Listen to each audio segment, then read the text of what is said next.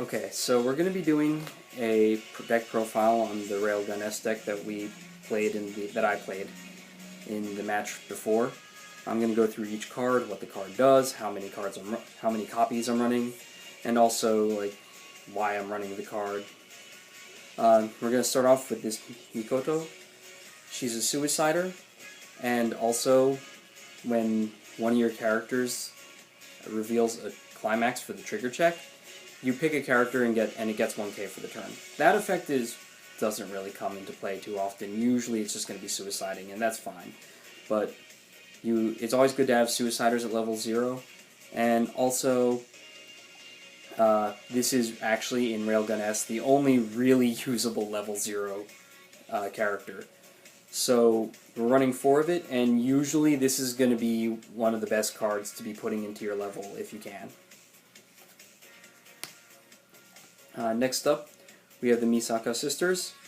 It has a climax combo. The climax combo is if that climax is out, when this attacks, it has no cost, and you mill the top 3 cards of your deck. And if all 3 of those are ESP characters, then you get to tutor for an ESP character to your hand. That's icing on the cake. It's not the reason we're running it. The reason is the second effect, which is if this card is reversed in battle, you can pay 1, and this goes to memory. Why that's important I'll get to later, but we're running 4 of it for that effect. Next up is this Accelerator. What he does is, when he's the only character you have, he gets plus 1500 and Hand Encore. He's basically the best beater with only Railgun S cards that you can play in the deck. So we're running 4 of it just to have a big beater at level 0. Next up, this Accelerator is a Brainstorm. He also gives plus 1k to your front center character on your own turn. The Brainstorm is nothing really good. It's just pay 1, you can spam it, and you mill the top 4, and for each climax you mill, you get plus 1 soul. Well, one of your characters gets plus 1 soul for the turn.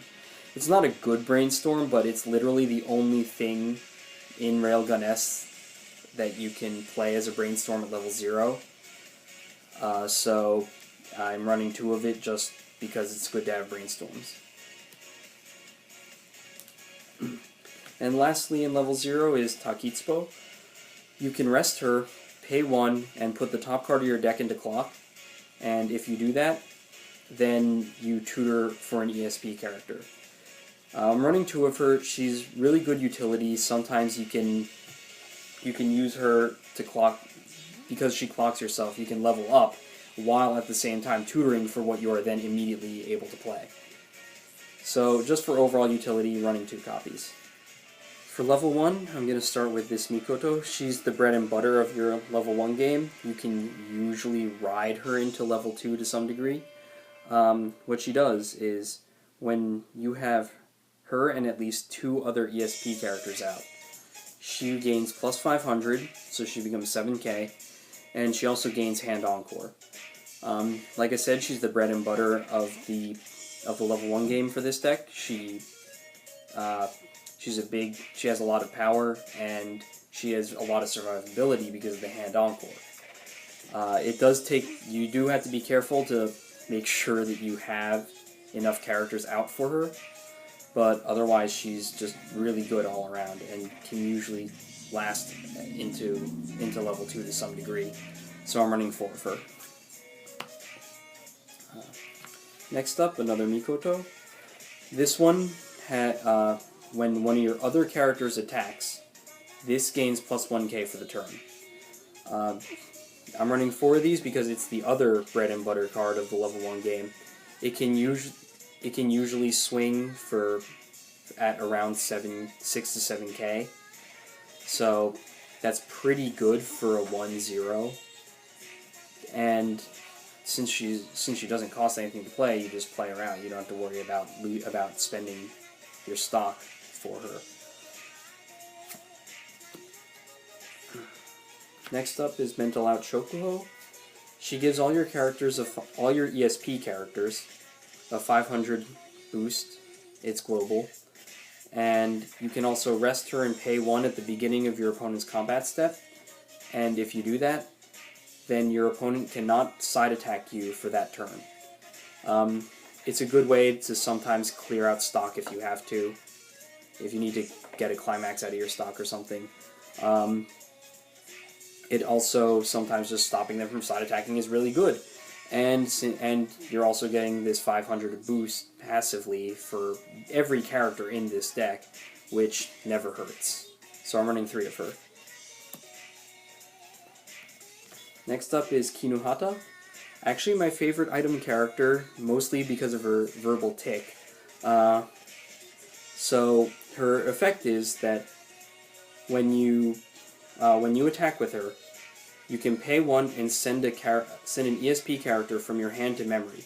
If you do, she gets plus 15 for the turn, and your opponent cannot use any Encore abilities, including the natural pay 3 to Encore. This is really good if you have to kill something, and if you really need something off the field, this is really great. However, she's a yellow card, so she's also super inconsistent, and so I'm only running 2 of her, but when her effect does come into play, it's super powerful. Lastly, I have a Mikoto counter. Her backup is only 1k, but if you have at least 2 ESP characters out, she also gives an additional plus 500 per your level. So as the game goes on, this gets better. At level 0, at level 1, it's only a plus 15, but that's not awful for no cost. And late in the game, plus 25 for 0 cost is actually pretty solid. So I'm running 2 of her. For the level 2 game, I'm going to start with this Misaka. What she does is she gives your characters in front of her a plus 1k assist. And also, if you have at least 2 characters in your memory, then she gives all your ESP characters a global 500. So she's just a very good assist. You can get 1500 out of her, and in this deck it's not too difficult to get your characters into memory. Most games I can do it. Sometimes I can't, but even then she's still not bad as a 1k assist. I'm running 3 of her. Next up, I have the Meltdowner. What she does is if you have 2 characters in memory, then she gains plus 4k on your turn. So 11-5 on your turn is really big. You will be beating over most everything at level 2. So, and like I said before, it's not too difficult to get at least 2 characters into memory. Also, since this deck's level 2 game isn't that important, you're usually mostly riding the momentum of level 1. You don't always need this, but it's good to have. I'm running 2 of her just because you need to have some level 2 game just to set up for level 3, and when you can get her out and as an 11-5, she's really big.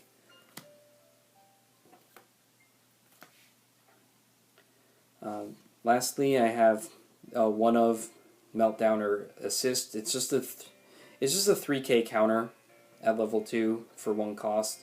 However, it also, when you use the backup effect, it also makes your opponent mill 3, which is sometimes good and sometimes bad. It's just there really. I like to play it just to have a 3k counter. And yeah, that's about it. Starting off level 3, I have level 3 Mikoto. She's a heal on play, which is always good to have at level 3. Her other effect is basically irrelevant. It's on play, you can pay 1 and rest 2 of your ESP characters, and if you do, you choose a level 0 or lower character of your opponent's and send it to the waiting room. It's pretty useless, that effect. It's basically you're just playing it as a healer, but having healers at level 3 is always good. So I'm playing 3 of her. Next up, Kuroko. She is on play. You draw 2, then discard 1. She also has a climax combo, which if she attacks when this climax is out, then when this climax is out, then you actually get to salvage 2 and then discard 1. So overall, it's just good for card consistency, and it's a good beater. You know, it's another level 3 beater. For climaxes, I'm running 4 of this and 4 of this. These are both for climax combos. This is for this 3/2 Kuroko, and the other one is for the level 0 sisters, which I have here. You usually don't use, like, the climax combos are really icing on the cake for the cards, particularly in this case. But it's always nice to have. Also, they're both 1k1s, and this being a gate is really good for consistency, and sometimes you get the bounce trigger off of this one, and it's really good. Sometimes. Okay, Henry's saying, like, always, but, you know. And that's it for level 3 and climaxes. Okay, so for overall level strategy for level 0, if you're going first, your turn 1 play is usually just, ideally, to drop this accelerator. He's 4k, and you get your 1 stock and swing for 2, and that's your only thing for the turn. And then you have a big beater that's hard. It's not too easy to attack over. On subsequent turns, you usually will suicide this, or you'll play this, and you'll usually end up removing it from the game. What works here is that this card and this card work well together, because you can suicide this, send it to memory, and then this will be 4k immediately if he's your only other character that was out. So you actually get both of the things you really want out of each card. You're not going to be going beats with these. You'll usually play the back row if you have it and you don't have only this, just to have a little power boost. And she's just there to work to be a utility card also. You usually don't play her out early game unless you have to put her out, or you'll discard. Ideally, at the end of level 0, you want to be leveling something like this, because your level 1 game is very, very red dependent. But sometimes you won't be able to, and you'll just have to level something else. Okay, so for overall level 1 strategy, like I was saying before, these 2 are your bread and butter beaters.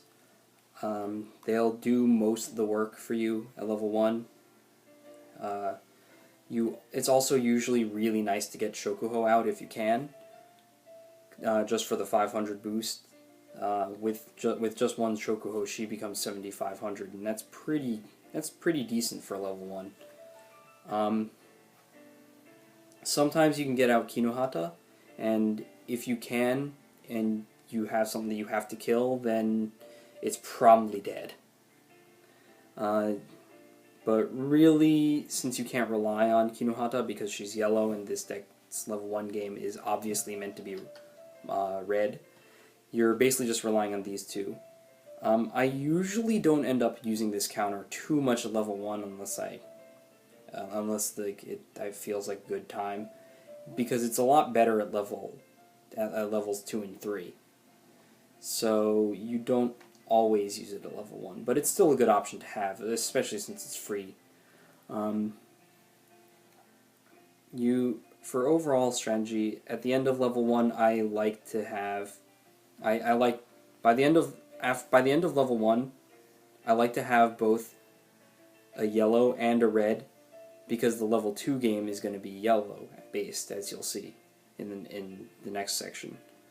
But for now, you really want to have your first level be red, if you can. Usually this becomes good level fodder because she's not very good at later levels anyway. I like to have Kinuhata around, so I try to avoid leveling her if I absolutely can, just because sometimes you need something to die and she does the job. So for the level 2 game, your overall strategy is really just to build up for level 3. It's ideal to get this assist out if you can. Having 2 of them is really great, especially if you can activate the secondary effect of having 2 characters in memory. That's actually why I have these 2 laid out here, because this is your best way to get characters to memory, because it puts itself into memory, and it's really easy to trigger. However, you can also use Kinuhata as a means to get characters into memory if you have to. And if you have at least 2 characters in memory, these 2 become a really big game. The backup here is just there to be a backup. It's useful to have a 3K counter anyway. And that's pretty much it. Ideally, it does. Yeah, that's basically it. So the level 3 game is mostly just you want to play this to heal as much as you can. That's why you're running 3 of this and only 2 of this, because she doesn't heal, but she does give you additional card filtering, so you can hopefully get this. Otherwise, the level 3 game is just try to push through as much damage as you can. That's what level 3 is about. You want to win the game before you lose the game, so that's basically all there is to say.